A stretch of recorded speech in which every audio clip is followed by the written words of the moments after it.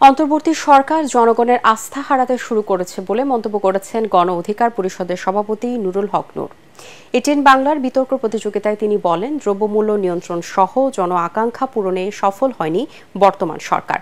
সংকট নিরসনে দ্রুত রাজনৈতিক দলগুলোর সমন্বয়ে জাতীয় সরকার গঠনেরও দাবি তার।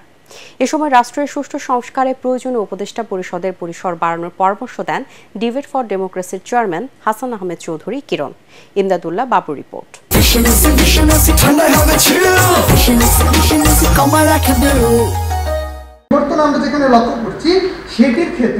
শিক্ষার সুষ্ঠু পরিবেশ ও ছাত্র রাজনীতি নিয়ে এবারের বিতর্ক প্রতিযোগিতার আয়োজন করে ডিবেট ফর ডেমোক্রেসি। এতে প্রধান অতিথির বক্তব্যে গণ অধিকার পরিষদের সভাপতি নুরুল হক নূর রাজনৈতিক দলগুলোর ছাত্র ও শ্রমিক সংগঠনের কার্যক্রম নজরদারি করতে নির্বাচন কমিশনের প্রতি দাবি জানান।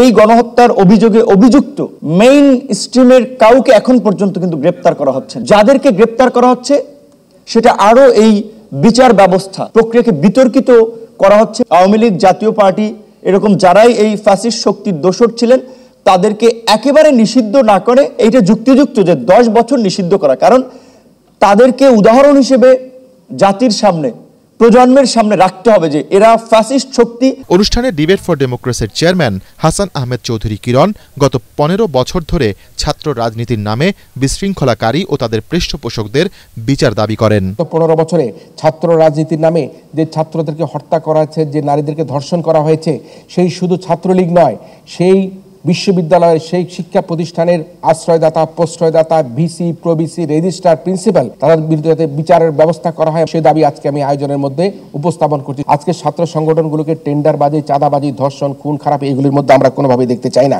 বর্তমান সরকারকে সংস্কারের জন্য 2 বছর সময় দেওয়া যেতে পারে বলে জানান নুরুল হক নূর।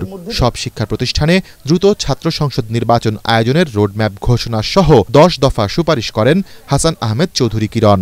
লক্ষ্য করেছেন যে এই রকমের একটা জনসমর্থনের সরকার এখনই কিন্তু জনগণের সমর্থন হারাচ্ছে। দ্রব্যমূল্যের ঊর্ধ্বগতি আমরা দেখতে পাচ্ছি, দাম কমছে না।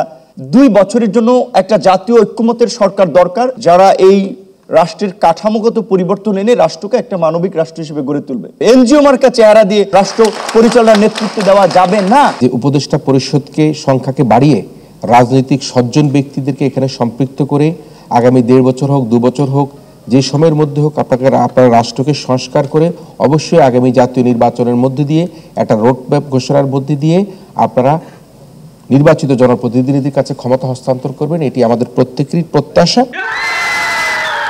প্রতিযোগিতায় বাংলাদেশ ইউনিভার্সিটিকে হারিয়ে মানারাত ইন্টারন্যাশনাল ইউনিভার্সিটির বিতার্কিকরা বিজয়ী হন।